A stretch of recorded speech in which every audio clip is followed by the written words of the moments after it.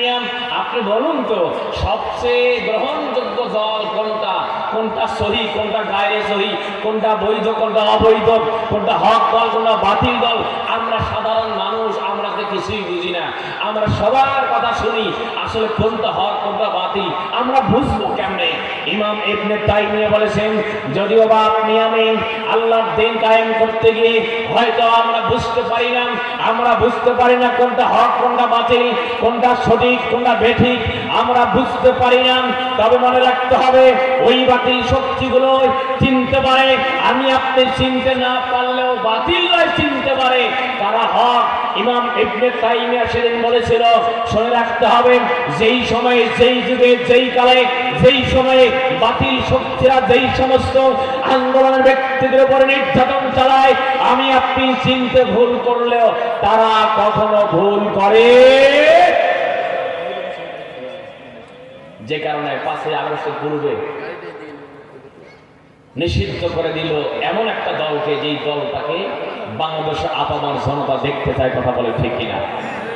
এর ভাইয়েরা আমার, যদিও নিষিদ্ধ করে দিয়েছে, তারা জানে না তাদের এই খনিজের নিষিদ্ধ, তাদেরকে আল্লাহ একেবারে চূড়ান্ত নিষিদ্ধ করবে, এই জ্ঞান তাদের জানা ছিল। ভাইয়েরা আমার, এই জন্য আল্লাহ রাব্বুল আলামিন বলেন, ওয়ালিকুল্লি উম্মাতিন আযালুন ফাইযা জাআ আযালুহুম লা ইস্তাখিরুনা সাআতাও ওয়া লা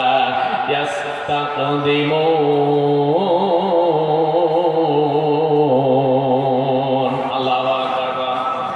আল্লাহ বলেন, প্রতিটা জাতি বা প্রতিটা গোষ্ঠীর একটা নির্দিষ্ট টাইম আছে, যেই টাইম তাকে অতিক্রম করতে হবে, তার 1 সেকেন্ড আগেও নয়, অর্থাৎ আগেও নয়, লা ইস্তাখিরুনা সাআতাও ওয়া লা ইস্তাকদিমুন, আগেও নয় এবং পরেও নয়, পতন হবে ওই নির্দিষ্ট টাইমে। আল্লাহর দান সিদ্ধান্ত মোতাবেক তার পতন অনিবার্য হয়ে যাবে। এই জন্য আল্লাহর হাবিব জনাবে মুহাম্মাদুল আরবি সাল্লাল্লাহু আলাইহি ওয়াসাল্লাম হাদিস বর্ণনা করেছেন এভাবে। রাসূল সাল্লাল্লাহু আলাইহি ওয়াসাল্লাম বলেন, ও আমার সাহাবীরা রে, তোমরা কি জানো মান আকিয়াসুন নাস ওয়া আহজানুন নাস?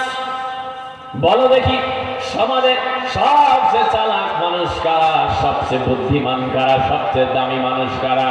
আল্লাহর হাবিব আবার জবাব দিয়ে দিলেন, আমার সাহাবীরা রে, শুনে রাখো, সবচেয়ে দামি মানুষ তারা যেই মানুষগুলো মৃত্যুর কথা বেশি স্মরণ করে এবং মৃত্যুর জন্য পাথর সংগ্রহ করে। বলুন সুবহানাল্লাহ। ওরে কার লাগিয়া কান্দ তুমি, কার লাগিয়া হাসো, যে তোমারে করিল সৃজন, যে তোমারে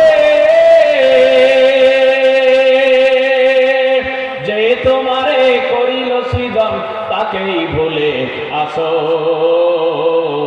কার লাগিয়া কান্দ তুমি, কার লাগিয়া হাসো। কিয়ামতের শেষ দিবসে কাঁদি হয়ে থাকবে বসে,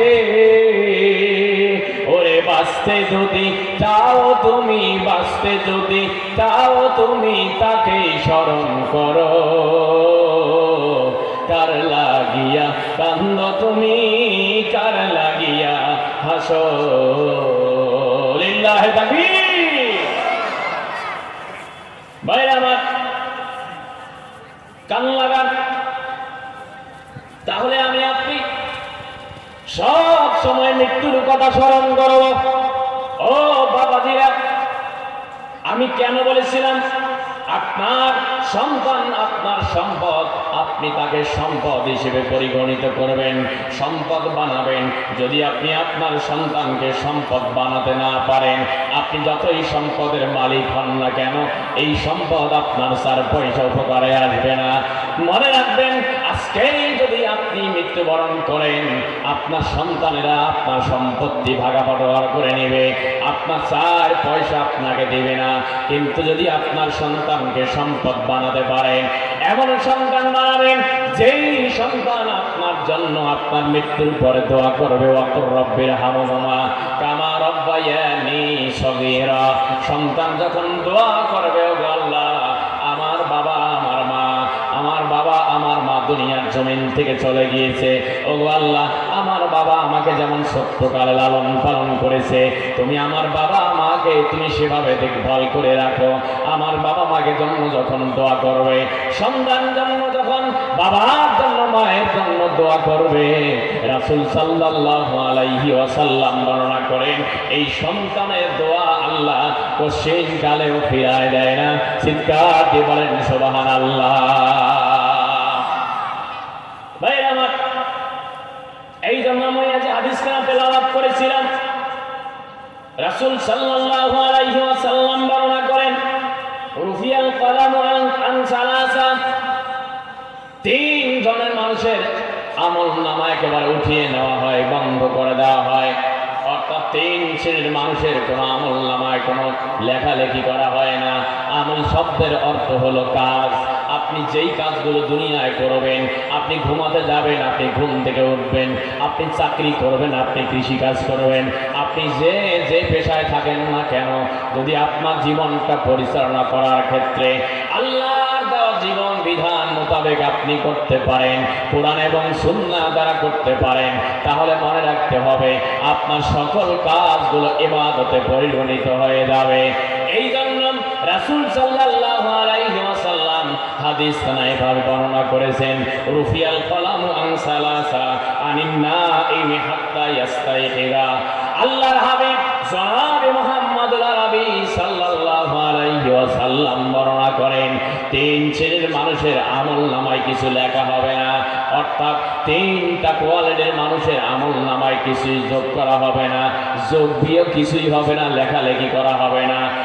এক নম্বর হলো আনিন নাইম হাত্তা ইয়াস্তাইকিরা, যখন আমি আপনি ঘুমিয়ে যাই, ঘুমের ঘরে যত রকমের খারাপ স্বপ্ন দেখি না কেন, যতই আমরা দুঃস্বপ্ন দেখি না কেন, অনেক সময় ঘুমের ঘরে স্বপ্ন দেখে আমরা অনেক গুনাহের কাজে লিপ্ত হয়ে যাই, অনেক গুনাহের কাজে লিপ্ত হয়ে যাই।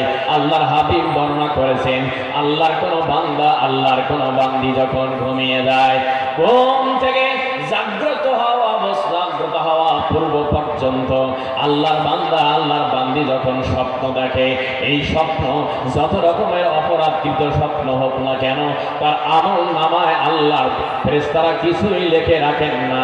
চিৎকার দিয়ে বলেন সুবহানাল্লাহ, আর জোরে বলেন সুবহানাল্লাহ। দেখুন আল্লাহ কত বড় রহমান, কত বড় রহিম। ঘুমের ঘরে স্বপ্ন কত কিনা আমরা দেখি, কত রকমের কবিরা গোনা দেখি, তারপরে আল্লাহ আমার আমল নামায় কিছুই লেখার ব্যবস্থা করেন না। সুবহানাল্লাহ। বন্ধুরা আমার, তাহলে এক নম্বর এটি। দুই নম্বর ওয়ানিস সগীরি হাত্তা ইয়াহতালিমা, ওই সমস্ত সন্তান যেই সন্তানগুলোর এখন পর্যন্ত এহতেলাম হয়নি বা স্বপ্নদোষ হয় নাই, বালেগা হয় নাই, একজন ছেলে আর একজন মেয়ে বালেগা হওয়ার জন্য যেই সিমটমগুলো আমরা সাধারণত লক্ষ্য করে থাকি, আল্লাহর হাবিব বলেছেন যেই সন্তানের এখন পর্যন্ত স্বপ্নদোষ হয় নাই অথবা মেয়েদের পিরিয়ড হয় নাই, এই পিরিয়ড হওয়ার আগ পর্যন্ত, স্বপ্নদোষ হওয়ার আগ পর্যন্ত আল্লাহর কোনো বান্দা, আল্লাহর কোনো বান্দি যদি কোনো অন্যায় কোনো কাজ করে ফেলে, আল্লাহর বান্দার আমল নামায় কিছু লেখা হয় না। আমি হাদিসটা কেন নিয়ে আসলাম তাহলে বুঝলাম, ভালো কথা, আল্লাহ আমার আপনার জন্য নেক আমল করার ব্যবস্থা করে দিয়েছেন, আল্লাহ আমার আপনার জন্য আমল নামায় খুব দয়া করে দিয়েছেন। কিন্তু যদি ওই সন্তানগুলো ছেলে কিংবা মেয়েদের আমল নামায় কিছু লেখা না হয়, তাহলে ওই সন্তান, ওই ছেলেমেয়েরা যদি আল্লাহর কালাম পড়ে, ওই সন্তান যদি 5 ওয়াক্ত নামাজ পড়ে, ওই সন্তান যদি কোরআন তেলাওয়াত করে, হাদিস অধ্যয়ন করে, তাহলে রাসূলের বর্ণনা অনুযায়ী একটা হরফের বিনিময়ে 10টা নেকি দেওয়া হবে। যদি এই সন্তানদের আমল নামা তুলিয়ে নেওয়া হয়, বন্ধ করে দেওয়া হয়, তাহলে এই সন্তান কিভাবে এই আমলগুলো করলে, এই নেক কাজগুলো করলে সওয়াব কোথায় যাবে? এই যে হাফিজিয়া মাদ্রাসা, আপনারা হাফিজিয়া মাদ্রাসার সাথে তাদের সম্পর্ক অনেকের আইডিয়া বা নাও থাকতে পারে। ছোট্ট ছোট্ট সন্তানেরা গভীর রজনীতে যখন আপনি আমি ঘুমিয়ে যাই, ফজরে 1 ঘন্টা মিনিমাম আগে তারা উঠে আল্লাহর কালাম এই কনকনে শীতকে উপেক্ষা করে, ওযুখানা কমপ্লিট করার পর তারা কি সুন্দর আল্লাহর কালাম তেলাওয়াত করে। ভাইজান আমি বুঝার জন্য বলছি, তাহলে যদি এদের আমল নামা উঠিয়ে নেওয়া হয়, এই সন্তানগুলো কোরআন তেলাওয়াত হাদিস অধ্যয়ন করলে কোথায় যাবে? সব মুফাসসিরে কেরাম বর্ণনা করেন, মুহাদ্দিসিনে কেরাম বর্ণনা করেন, এই সন্তানরা যতদিন পর্যন্ত তাদের আমল নামা উন্মুক্ত করা হয় নাই, বালেগা হয় নাই, ততদিন পর্যন্ত এই আল্লাহর কোনো বান্দা, আল্লাহর কোনো বান্দি যদি কোরআন তেলাওয়াত করে, সোজা হিসাব নেক কাজ করে, সেটা সওয়াব কাজ যেভাবে হোক না কেন, 5 ওয়াক্ত নামাজ আদায় করার মাধ্যমে হোক না কেন, যেদিকে হোক যেভাবে হোক, এই সন্তানরা যদি এরকমের করে, এরকমের নেক কাজ করে, মুহাদ্দিসিনে কেরাম বর্ণনা করেন এই সন্তানের কোরআন তেলাওয়াতের সওয়াব আল্লাহ রাব্বুল আলামিন তার পিতামাতার আমলনামায় সর্বপ্রথম যোগ করে দেন। চিৎকার দিয়ে বলেন সুবহানাল্লাহ, আর ধরে বলেন সুবহানাল্লাহ। প্রিয় ভাইরা, তাহলে যেই সন্তানকে আপনি এই বয়সে কোরআন শিখাচ্ছেন, আমি তো আমার ভাষায় এভাবে বলি, আপনার সন্তান এই 8-10 বছরে কিন্তু বিসিএস ক্যাডার হবে না, আপনার সন্তান এই 8-10 বছরে ইঞ্জিনিয়ার হবে না, আপনার সন্তান 8-10 বছরে সে একজন কলেজ বিশ্ববিদ্যালয় পড়ুয়া হবে না। আপনার সন্তানের এই বয়সে আপনার দরকার ভিত্তিটা কোরআন দ্বারা মজবুত করা। আওয়াজ তুলে বলেন ঠিক বলছেন না বেঠে? যদি আপনার সন্তানের ভিত্তি কোরআন দ্বারা মজবুত করতে না পারেন, তাহলে আপনার সন্তান একদিন মেম্বার হবে, আজকের শিশুরা আগামী দিনের ভবিষ্যৎ, আগামী দিনের মেম্বার হবে, চেয়ারম্যান হবে, তারা একজন উপজেলার চেয়ারম্যান হবে, মন্ত্রী হবে, এমপি হবে, তারাই দেশ চালাবে। যদি আপনার সন্তানের কোরআন দ্বারা ভিত্তি মজবুত করতে না পারেন, তাহলে আপনার সন্তান ওই মেম্বার, চেয়ারম্যান, মন্ত্রী, এমপি হলে ওই রকম মার্কা হবে যেই মন্ত্রীরা 15 বছর দেশ চালানোর পরেও আর একটা দিন থাকার সৌভাগ্য জোটে। আসতে পান জোটে।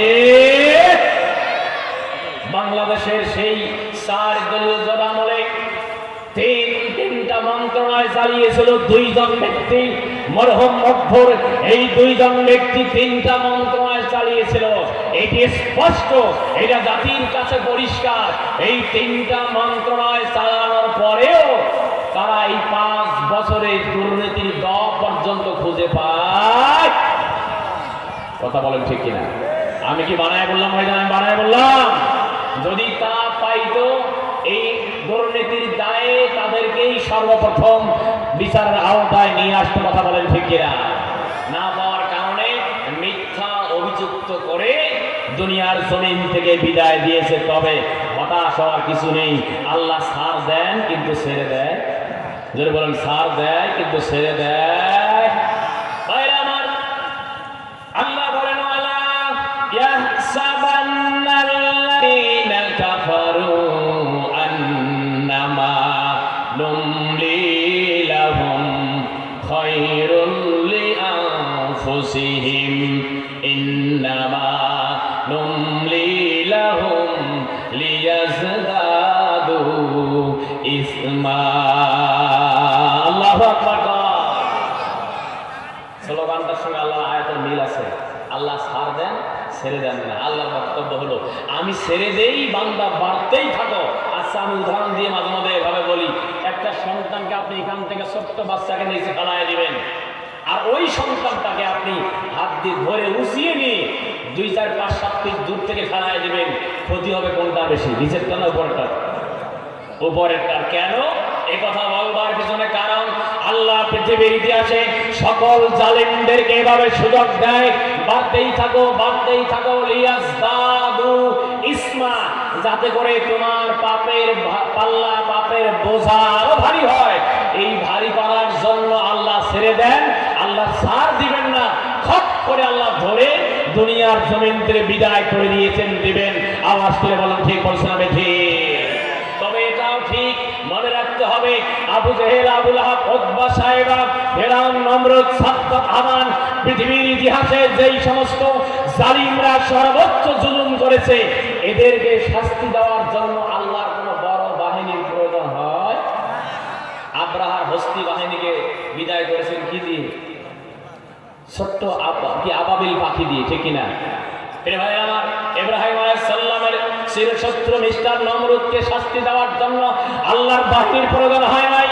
ইব্রাহিম আলাইহিস সালামের তাকে এমন নির্যাতন করেছে, অগ্নিকুণ্ডে নিক্ষেপ করেছিল যে ইব্রাহিম তার বাপ হলো মূর্তি পূজক, তারই ঘরে সন্তান আল্লাহর নবী। ইব্রাহিম আলাইহিস সালামকে এমন নির্যাতন তারা করেছিল, ওই সময় মিস্টার নমরুদ, এই নমরুদকে শাস্তি করার জন্য আল্লাহর বড় বাহিনীর প্রয়োজন হয় নাই, তাদেরকে দিয়েই সিরা জুতা দিয়ে পিটায় বিদায় করেছে। কথা বলেন ঠিক কিনা? মিস্টার ফেরাউন নাম শুনি, ফেরাউন এমন একজন ব্যক্তি যাকে হায়াত টেনে লম্বা করার প্রস্তাব দেওয়া হয়েছে কিয়ামত পর্যন্ত, তারপরেও মনে করেছিল, ফেরাউন মনে করেছিল আমি তো মরবো না, কারণ আমি তো হলাম রব। কথা বলেন ঠিক কিনা? 41 সাল পর্যন্ত স্বপ্ন দেখেছিল যারা, আজকে দেশে নাই তারা। আসতে কোন ঠিক কিনা? মিস্টার ফেরাউনকে এমন প্রস্তাব দেওয়া হয়েছিল, গ্রহণ করে নাই। আর ওই ফেরাউনকে শায়েস্তা করার জন্য মুসা আলাইহিস সালামের বড় কোনো বাহিনীর প্রয়োজন হয় নাই, আল্লাহ রাব্বুল আলামিন নীল নদী সুবায় বেড়েছেন। কথা বলেন ঠিক কিনা? ইব্রাহিম আলাইহিস সালাম যেমন, মুসা আলাইহিস সালাম যেমন আমার আপনার নবীকে এমন শাস্তি দিয়েছিল, আবু জেহেল রাসূলকে, জীবন্ত মানুষটাকে গলায় রশি পেঁচায় হত্যা করার ষড়যন্ত্র করেছিল আবু জেহেল, সেই আবু জেহেলকেও হত্যা করার জন্য আল্লাহর বড় কোনো রাসূলের কোনো বড় সাহাবীর দরকার হয় নাই। রাসূলের বড় সাহাবীদেরকে দিয়ে নয়, বরং মুআয আব্দুল্লাহ ইবনে মাসউদ 9 বছর 11 বছর কিশোরকে দিয়ে হত্যা করে দিয়ে আল্লাহ প্রমাণ করে দিয়েছেন, আমি ওই জালেমদেরকে শায়েস্তা করার জন্য বড় কোনো বাহিনী দিয়ে ওই বাহিনীকে বেইজ্জতি করতে চাই না, আমি একদম বেইজ্জতি করেই তাদেরকে ছোট্ট বাহিনী দিয়ে বিদায় করে দিই। কথা বলে ঠিক কিনা? বাংলাদেশের ইতিহাসেও তাই 13-14 সালে কত রকম নির্যাতন সহ্য করেছি আমরা। বাংলাদেশের আনাচে কানাচে ইসলামী আন্দোলন ভাইয়েরা ঘুমাতে পারে নাই, বাঁচায় থাকতে পারে নাই, মামলার পর মামলা, হামলার পর হামলা। তখন পরিবর্তন হয় নাই, কারণ ওই আন্দোলনে আল্লাহ তাদেরকে যে পরিবর্তন করাবেন না, যেই শিক্ষা ব্যবস্থাকে নাস্তিকবাদের শিক্ষা ব্যবস্থা ঢোকানোর ষড়যন্ত্র করেছেন, যেই শিক্ষা ব্যবস্থা আমাদের সন্তানদের মেধা মগজকে ধোলাই করে দিয়ে আগামী দিনে বাংলাদেশকে নাস্তিকবাদে ভরপুর করে দেওয়ার স্বপ্ন দেখেছিল, আল্লাহ রাব্বুল আলামিন ছেড়ে দেন না, ওই কিশোরদেরকে দিয়ে চিরদিনের জন্য বিদায় করে দিয়েছেন। কথা বলেন ঠিক কিনা? ভাইরা আমার, আসুন আমরা সামনের দিকে আগাই। তাহলে এমন সন্তান, যেই সন্তান এখনো ইহতিলাম হয়নি, বালেগা হয়নি, এই সন্তানের ইবাদত গুলো ততদিন পর্যন্ত আল্লাহর বান্দা তার পিতা মাতার আমল নামায় দেওয়া হয়। সেই সাথে আপনি হাফিজি মাদ্রাসা অথবা কোনো মাদ্রাসার সাথে আপনার সম্পৃক্ততা আছে, আপনি মাদ্রাসায় দান করেন, আপনি মাদ্রাসায় টাকা পয়সা দেন, সহযোগিতা করেন, কিংবা লজিং দেন, অথবা আপনি কোরআন শরীফ কিনে দিয়েছেন, এই লাভ বলিকে আপনি সহযোগিতা করেছেন, এই সন্তানগুলো যতদিন পর্যন্ত বালেগা হয় নাই, টোটাল আমল নামা তার সবটা পৌঁছাই দিবেন আল্লাহ তাআলা। এই জন্য ভাইজান, আপনাকে অবশ্যই যিনি সম্পৃক্ততা থাকতে হবে, আল্লাহর ঘরের সঙ্গে সম্পৃক্ততা থাকতে হবে, কোরআনের ইলম যেখানে চর্চা হয় তাদের সাথে আপনার সম্পৃক্ততা থাকতে হবে। রাসূল সাল্লাল্লাহু আলাইহি ওয়াসাল্লাম বর্ণনা করেন, 3 নম্বর, ওই ব্যক্তির আমলনামায় কিছু লেখা হয় না যেই বান্দা, যেই বান্দির ব্যাপারে বলা হয়েছে আনিল মাসনুনি হাত্তা ইয়াকিলা, যেই সমস্ত সন্তান, যেই সমস্ত মানুষগুলো মস্তিষ্ক বিকৃত পাগল, যতক্ষণ পর্যন্ত তাদের স্বাভাবিক জ্ঞান ফিরে আসে নাই, ততক্ষণ পর্যন্ত তার আমলনামায় কোনো সওয়াব লেখা হবে না, তার আমলনামায় কোনো গুনাহ লেখা হবে না। প্রিয় ভাইয়েরা আমার, ওমর মসজিদের ভাইয়েরা, মনে রাখবেন, আপনি আপনার সন্তানকে কেন ইলমে দ্বীন শিখাবেন? 5টা কারণে আপনার সন্তানকে আপনি ইলমে দ্বীন শিখাবেন। তার 1 নম্বর হলো, মনে রাখবেন, আল্লাহ রাব্বুল আলামিন প্রথম যেই বাণী ফরজ করে দিয়েছেন, প্রথম যেই 5টা আয়াত নাযিল করে দিয়েছেন, প্রথম 5টা বাণীর প্রথম অক্ষর, প্রথম শব্দ হলো ইকরা। ওগুলো আপনি পড়ুন, অর্থাৎ আমর বা আদেশ সূচক শব্দ ব্যবহার করা হয়েছে। এই কোরআনের 5টা আয়াত নাযিল হওয়ার পূর্বে আমরা যেভাবে নামাজ আদায় করি, যেভাবে রোজা রাখি, যেভাবে হজ এবং যাকাত আদায় করি, সেইভাবে হজ যাকাত আদায় ছিল না। পর্যায়ক্রমে ক্রমে ক্রমে ধাপে ধাপে দীর্ঘ 23 বছর যাবতে আল্লাহ নবীর উপরে কুরআন কারীম নাযিল হতে থাকে। আল্লাহ রাব্বুল আলামিন তাহলে এই আয়াত নাযিল করার মাধ্যমে আল্লাহ তাআলা আমাদের এটি জানিয়ে দিলেন যে আমি নামাজ পড়ি যেভাবে, নামাজ রোজা হজ যাকাত যেমন ফরজ বিধান, তেমনি ভাবে আল্লাহর কালাম তেলাওয়াত করা, আল্লাহর কালাম বুঝে বুঝে পড়া ফরজ। চিৎকার দিয়ে বলেন সুবহানাল্লাহ।